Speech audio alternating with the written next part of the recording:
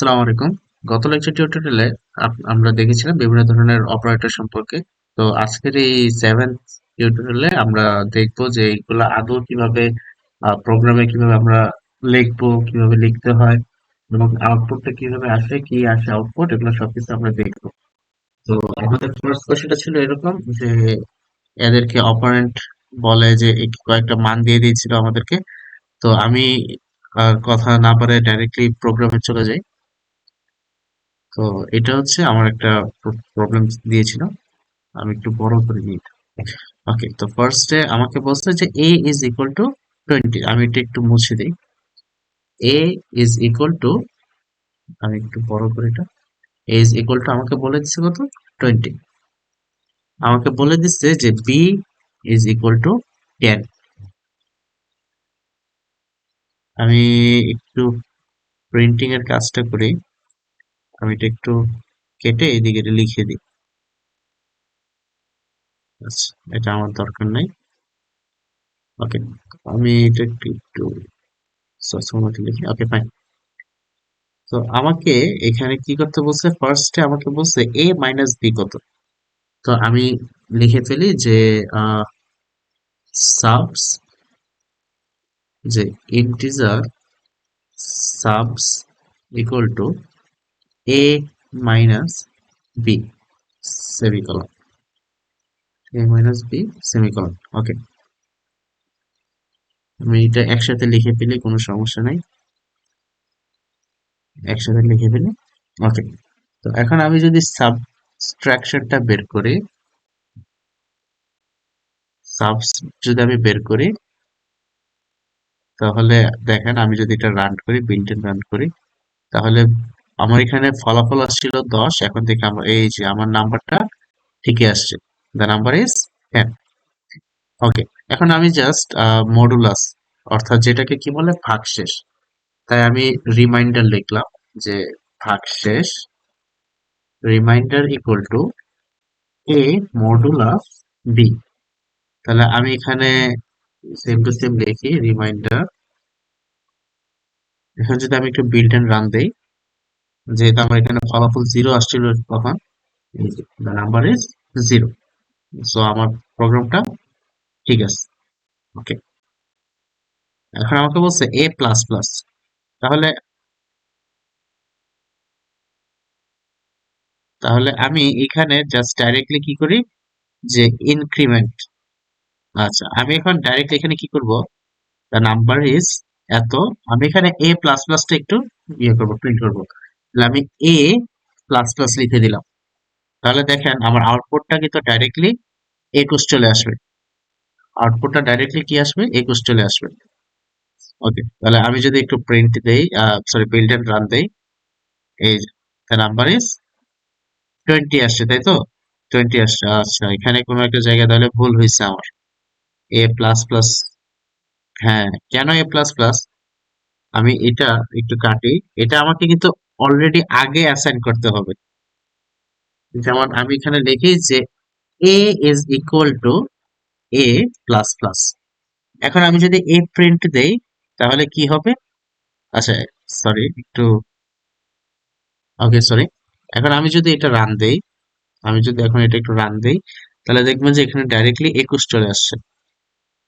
ও, এখানে তাহলে একটু প্রবলেম শো করতেছে। যার আমার পার্সেন্টেজ এ,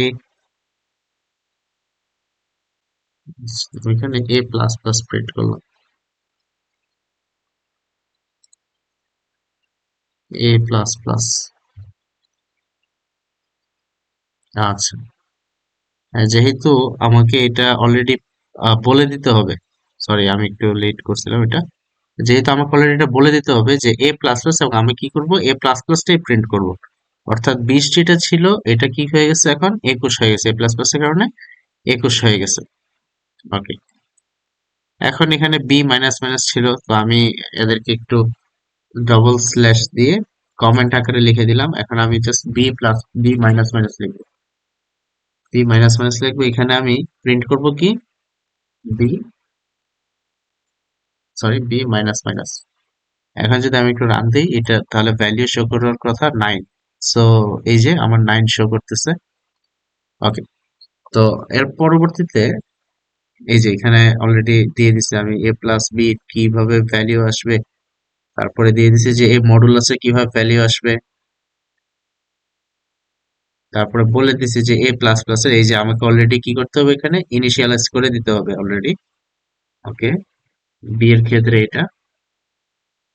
আচ্ছা, এই যে এখানে কথাটা, এইটার জন্য আমাকে অবভিয়াসলি একটা কন্ডিশনাল স্টেটমেন্টে নিয়ে আসতে হবে। তাহলে আমি যদি এই এক্সারসাইজটা একটু দেখি, সাপোজ আমি এদেরকে একটু মুছে দিই, আমার এটা লাগবে না। এখন আমি অলরেডি বলে দিচ্ছি a equal to 20, b equal to 10। এখন আমি ওদের বলবো যে ইফ, যদি, যদিতে কি কন্ডিশন দিব, যদি a is equal to B, যদি এ বি এর সমান হয়, তাহলে প্রিন্ট করো প্রিন্টএফ ট্রু।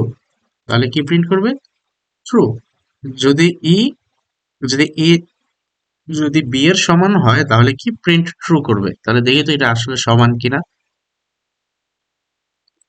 কিচ্ছু প্রিন্ট হয় নাই, কারণ কি? কারণ আমি এখানে কোনো এলস দেই নাই। যদি সত্য হয় তাহলে তো সত্য, এলস দিয়ে আমাকে বলে দিতে হবে এলস কি, এলস বলে দিতে হবে যে প্রিন্টএফ এটা কি, ফলস। এখন দেখেন, এখন কিন্তু ভ্যালিউ ফলসই শো করবে আমাকে। আমি একটু বিল্ট এন্ড রান দেই, ফলস। আমাকে কি শো করতেছে? ফলস। এবং এখানে কথা ছিল যে ফলস হবে কেন? কারণ এ এবং বি কখনোই সমান না, 20 এবং 10 কখনো সমান হয় না।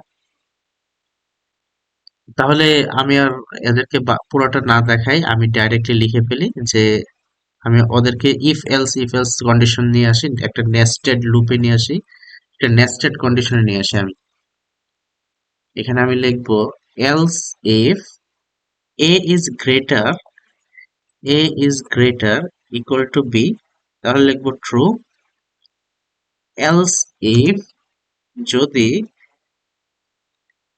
এই কন্ডিশনটা আমি আবার একটু কপি কপি করে বসাই দেবো এখানে, যদি a is not equal to b হয়, তাহলেও লিখবো true.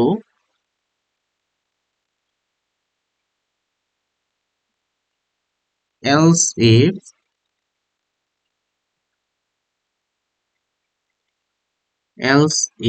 a is b is greater than, else if b is greater than a, তাহলে প্রিন্ট করব কি, ট্রু।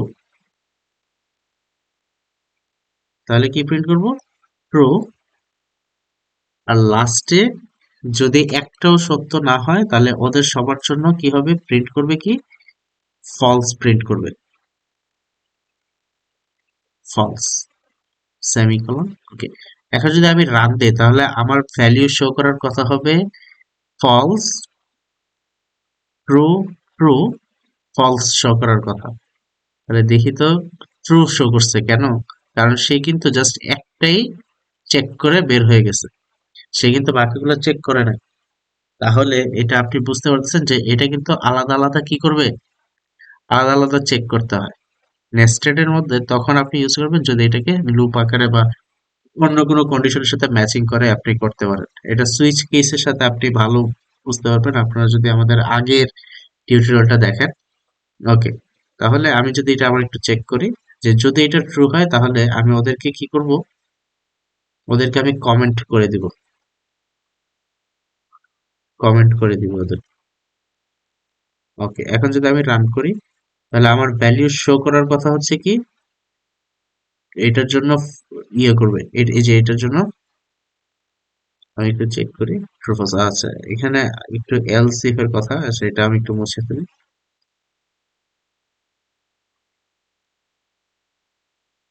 হ্যাঁ, এলস ফলস, কি সমস্যা? এই যদি ট্রু হয়, আচ্ছা আমি এদের প্রত্যেককে একটা কমেন্টে নিয়ে আসি, আমি ওকে স্টারে নিয়ে যাই এবং তাকে কি করব, আমি এতটুক স্টার দিয়ে একটা স্ল্যাশ প্রিন্ট করে দিব। আর এটাকে আমি বাহিরে রাখি, এটাকে আমি বাহিরে রাখি, এই পাশে রাখি আমি এটা। এখন যদি আমি এটা প্রিন্ট করি, সরি বিল্ট ইন এরর যে ট্রু আসে, which means আমার এই কন্ডিশনটা কি ছিল, ট্রু ছিল, ঠিক না? তো এরকম ভাবে আপনারা বাসায় একটু প্র্যাকটিস করবেন এটা। আমি এটার কোডটা আপনাদের সাথে শেয়ার করে দিতেছি। এই যে এটা হচ্ছে এটার কোড। যদি এ এবং বি সমান হয়, যদি এ এবং বি সমান হয় তাহলে ট্রু, আর না হয় তো কি ফলস, মানে is not equal to B else, এভাবে আলাদা আলাদা করতে হয়। এখন এই কাজটা এটাও অন্যরূপ ভাবে সেম টু সেম আপনারা যদি একটু দেখেন, যে আপনাকে পুরো কন্ডিশনটা উঠাই দিতে হবে, পুরো কন্ডিশনটা উঠাই দিয়ে আপনাকে এলস আবার একটা কন্ডিশন দিয়ে আপনাকে বলে দিতে হবে যে হয় এইটা সত্য হবে, না হয়তো এইটা সত্য হবে, দুইটার একটা সত্য হবে, দুইটা কখনোই ফলস হয় না, যে কোনো একটা সত্য হয় একটা মিথ্যা হয়। তো আজকের ভিডিওটা এতটুকুই। আশা করি আপনাদের কাছে আমাদের ভিডিওটা ভালো লাগতেছে।